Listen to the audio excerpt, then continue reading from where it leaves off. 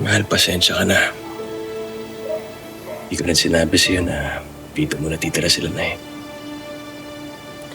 Okay lang yun. Sabi ko naman kay Jobert, basta pamilya mo, pamilya ko din. Salamat sa papanawa. Malapit na rin naman sila lumipat eh. Tapos masasula na natin ang bahay na to. Tsaka pala, pinasok ko to sa home loan para sa uniform personnel. Talaga? Para wala ka nang iisipin. Tapos pagkasal na tayo, lahat ng akin, sa'yo na rin. Eh, ikaw? Iyo pa rin ako. I love you, mahal. Thank you, mahal. I love you.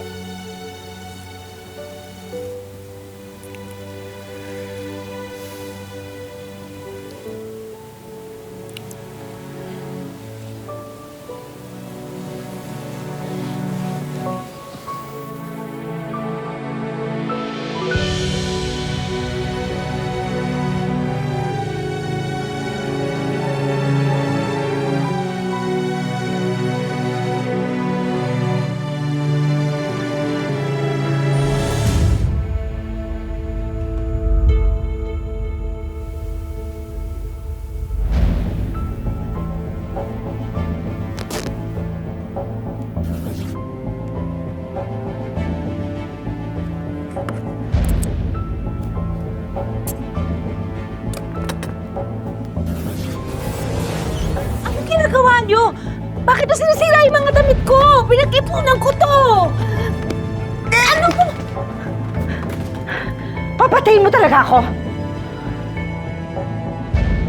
Hindi naman po Bakit niyo po ba ginagawa sa akin to?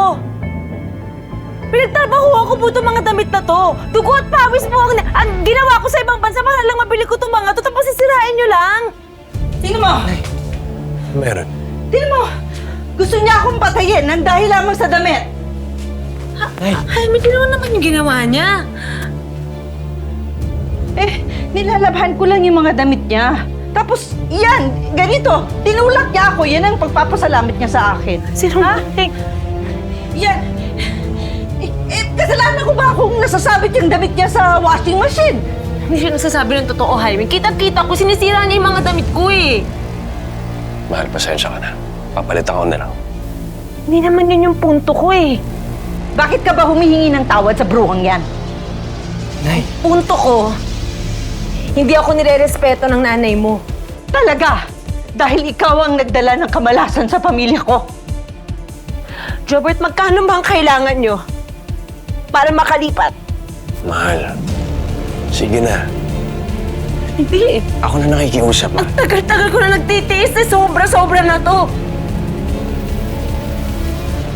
Jaime, kailangan mo nang mamili.